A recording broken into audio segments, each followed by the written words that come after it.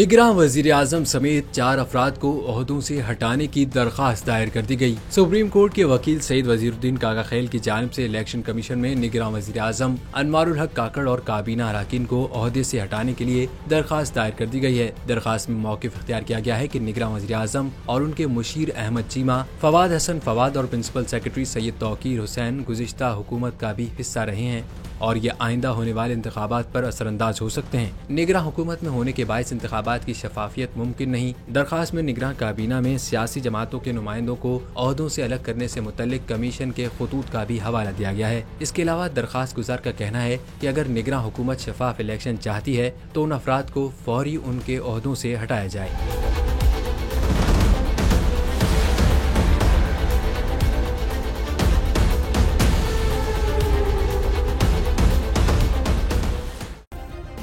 Subscribe करें और bell दबाएं ताकि कोई खबर रह न जाए।